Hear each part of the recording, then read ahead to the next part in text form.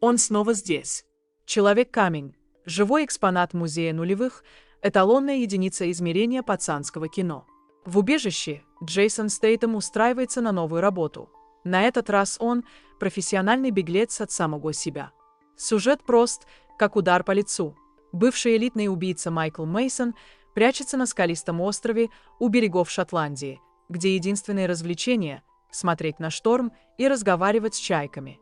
Его укрытие взрывается не метеоритом, а классической голливудской сироткой, девочкой Джесси, которую шторм выплюнул на его порог.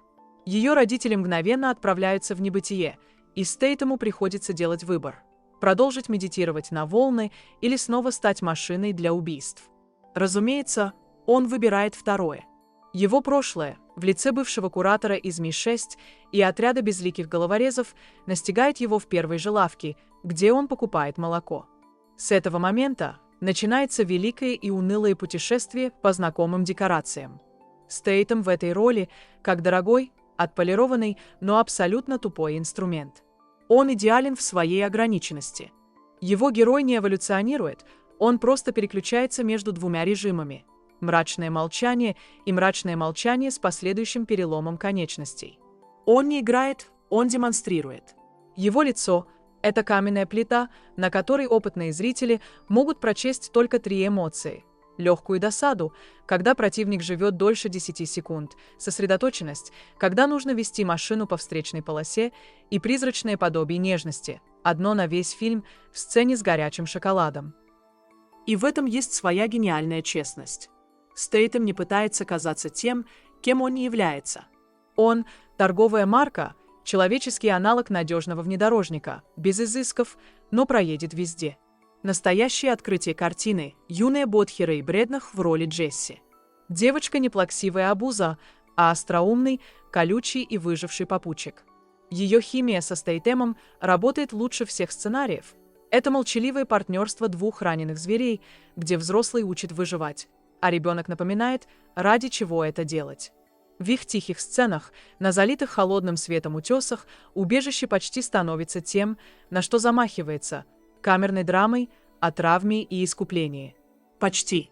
Потому что продюсеры помнят, зачем пришла публика.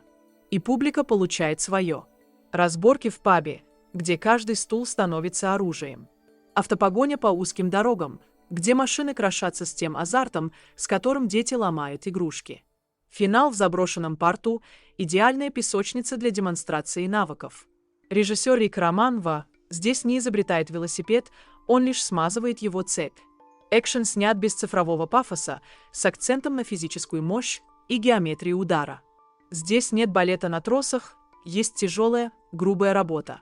Противники падают некрасиво, с хрустом, и в этом есть свое архаичное обаяние.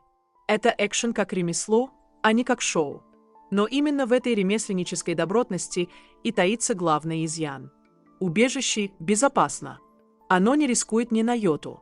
Злодей – это карикатура из дешевого шпионского романа, циничный чиновник в дорогом костюме Билл Най, явно скучающий, и его команда роботов в тактичной экипировке. Их мотивы прописаны пунктиром «контроль», «власть», «секреты». Сценарий, словно боясь перегрузить зрителя, избегает любых сложностей. Все повороты предсказуемы за 10 минут до того, как они происходят. Даже драматические козыри, трагедия девочки, внутренние демоны Мейсона разыгрываются с протокольной холодностью. Фильм существует в странной эстетической зоне. Суровые, почти мифические пейзажи Шотландии, запечатленные в леденящих синих и серых тонах, соседствуют с унылой бетонной геометрией ангаров и офисов. Это визуальная метафора самого Стейтема, природная стихия, втиснутая в рамки шаблонного сюжета. Композитор Дэвид Бакли дополняет картину нервной, пульсирующей партитурой, которая пытается придать глубину там, где ее нет. «Убежище» — это не прорыв и не провал. Это консервация. Фильм-музей, где под стеклом хранятся все атрибуты жанра.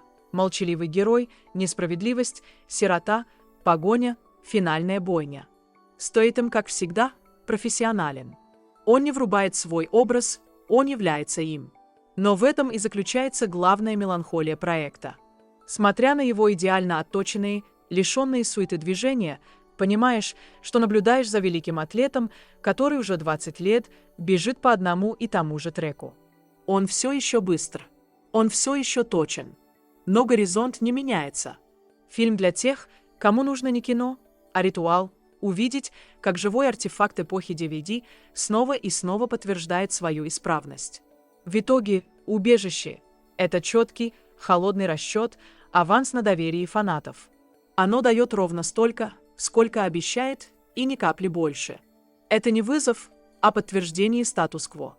Стейтем по-прежнему Стейтем. Океан по-прежнему бушует. Злодеи по-прежнему глупы. Можно смотреть, если вы хотите выключить мозг и увидеть, как человеческий бульдозер методично давит препятствия. Это кино как убежище. От сложности, от неопределенности, от необходимости думать. Просто, надежно, без сюрпризов.